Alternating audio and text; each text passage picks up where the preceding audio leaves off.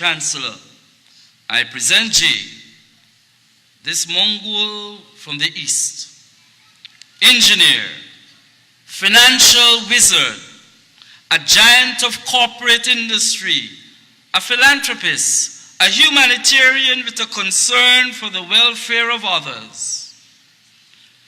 And so, Chancellor, I ask that by virtue of the authority vested in you by the Council, that you confer upon Jairaj J.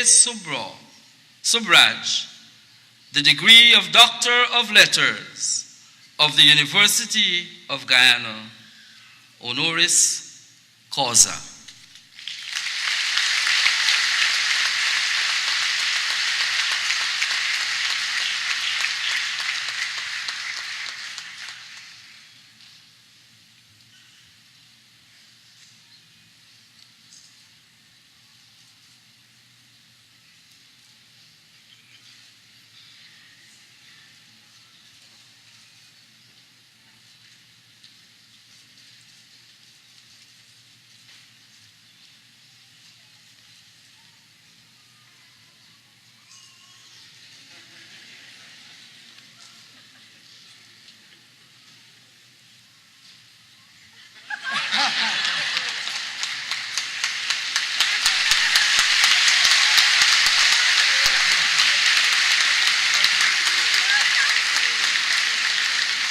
Mr.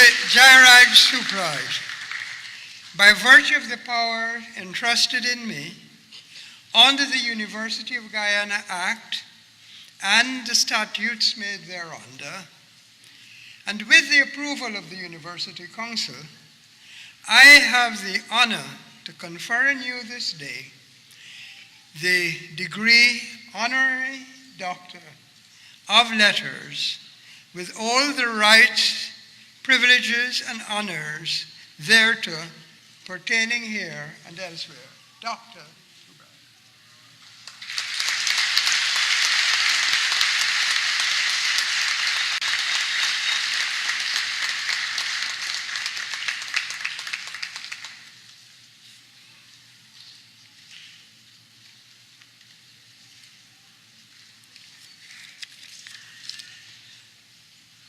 It is now my pleasure, Chancellor, to invite Dr. Jairaj J. Sobhraj to appropriately respond and to acknowledge the Honorary Doctorate just recently conferred. Please welcome Dr. J. Sobhraj.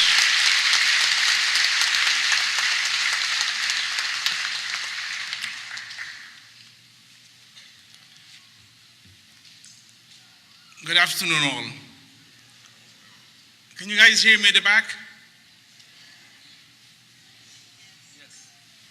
They can, because why I'm asking, recently I went to a function at the fundraiser for the midterm election. And the speaker asked, can you guys hear me at the back? And someone in front said, can we exchange seats?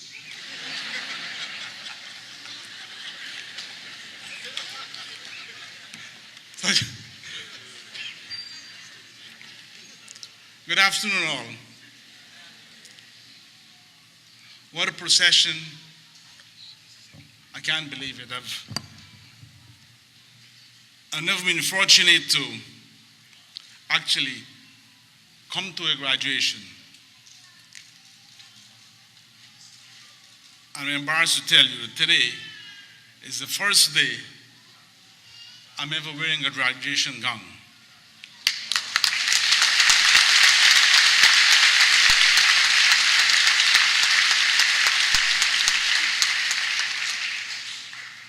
The reason being simple.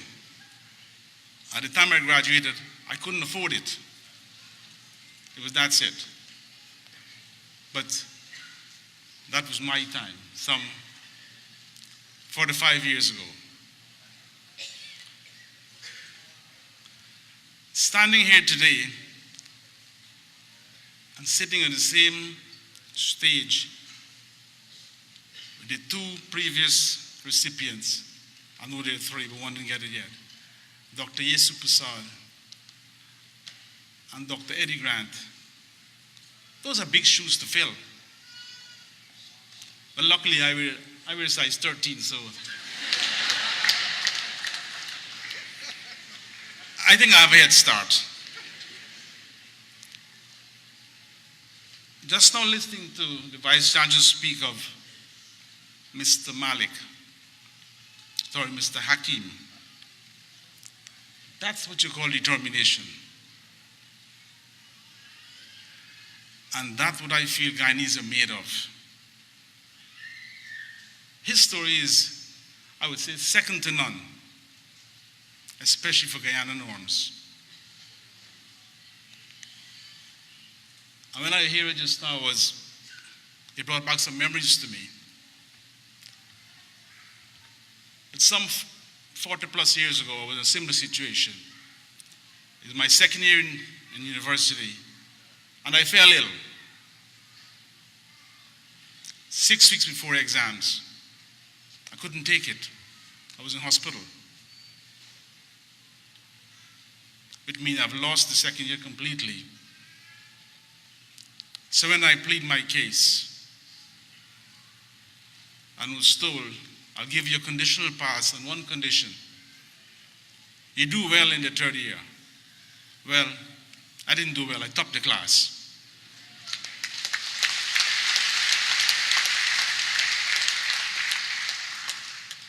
And I still couldn't afford the gown. Guyanese are tough cookies. And all of us have different pasts. But if I'm asked to say something to motivate the 1,734 kids graduating in 2018 at the University of Guyana, I would say it's education. I came from a background, as humble as many of us, from a farming background. Not far from here. Actually, I was born in Bel Air.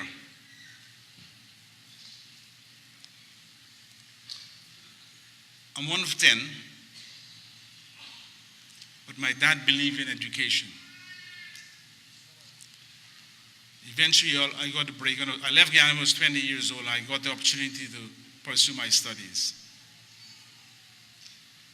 And when my dad passed away, his total equity when he liquidated his estate was $600 US. He died in New York. But he had something else. For his 10 kids, he made it possible for 8 of them to go to university and pursue their studies. And that was where the equity was, not the money in the bank.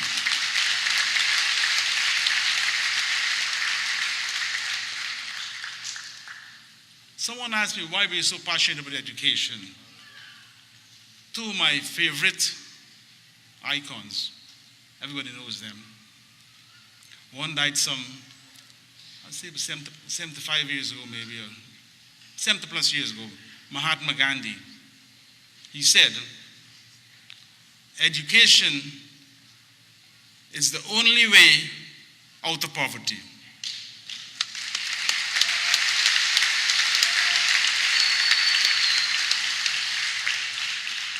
Of course, there are other ways. You can win the lotto. Or maybe you can try robbing the bank, and then we have Guyana Police Force who in partnership will be after you. So it's a tough choice. Another icon who was on the same theme was Mr. Nelson Mandela, who only passed away, I think, about 10 years ago or less. And he said the same thing. Education is the most passionate weapon to change the world. And he stood for that. That's why we are so big on this. As I said, I left home, Guyana, 50 years ago. But we've always looked back here. Many people say, why? What are you doing? I say, well, Guyana is my roots. Many of us say, well, India, Africa, Chinese roots. I said, no. That's my grandmother roots. My roots are Guyana.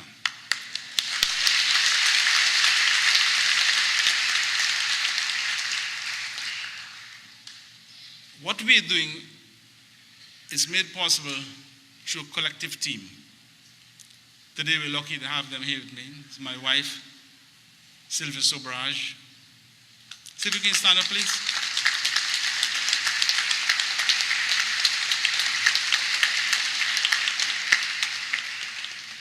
Mr. Nardev Singh.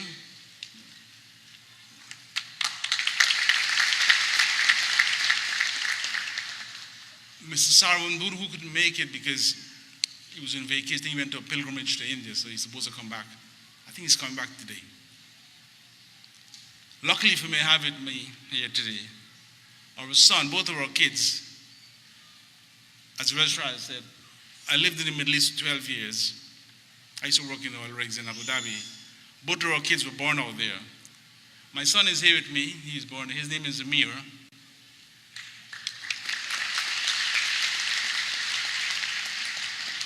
And also, we have with us our daughter. Her name is Zara.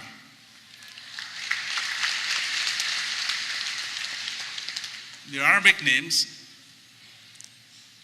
Amir in Arabic word means ruler or king.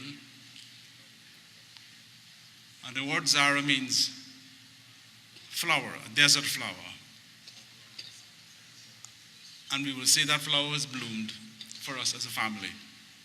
We want to thank the dear Lord for that.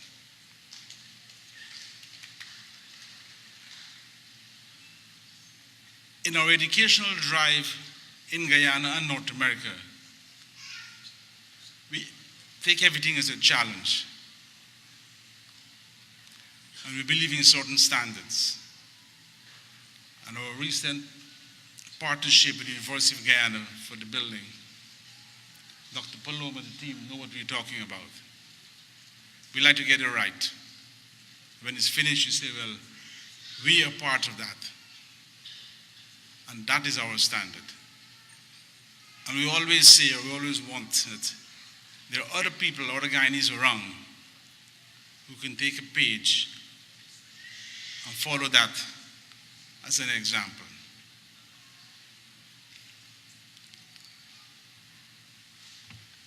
If I had to motivate the 1,735 graduating kids today, I will tell you something. I studied in England, graduated on time. I had no scholarship, no help from my parents. And at the end of it all, I have no student loans. How you did that? Easy. My case was easy. I used a charm. But I'm like Mr. Hakim. I was very determined. Because when I left Guyana, I said in the 60s, we know what Guyana is at that time. And the 70s was still a boom place. I still came back here. I worked at the Guyana Bauxite Company as an engineer. I lasted a couple of years. But I was a cord I left. So the real heroes are you guys. You stayed here and you stick it out. But it works for us. The registrar reminded me last night, he said we allowed only 5.2 minutes of talking.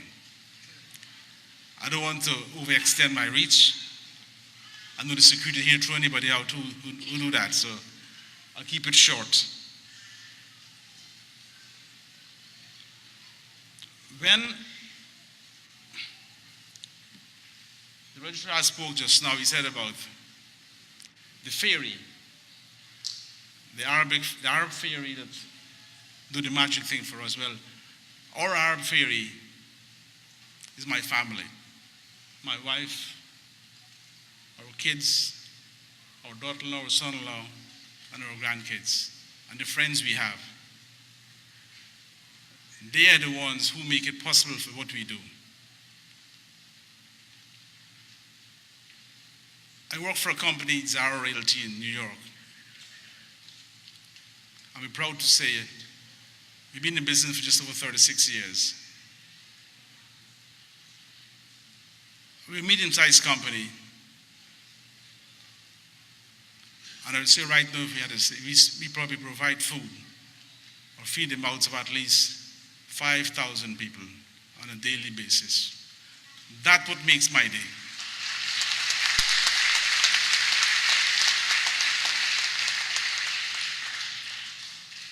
I personally interact daily with most of them.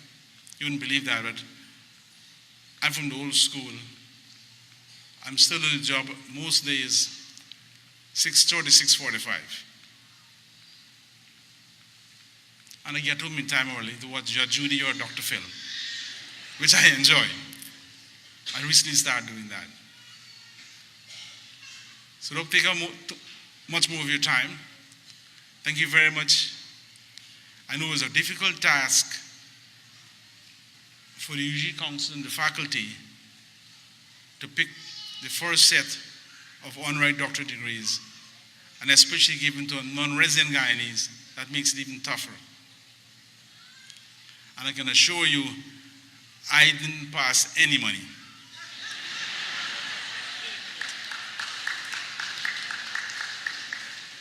If anyone expecting that, well, maybe if you give me a second, I'll think about it. With those few words, really want to congratulate the 2018 graduating class. And as the VC said, we had to raise our hats to their families, the mother, the father, the brother, the sister, who made big sacrifices for today, for you to be sitting there and go and make your mark in society. Thank you very much. Have a pleasant day.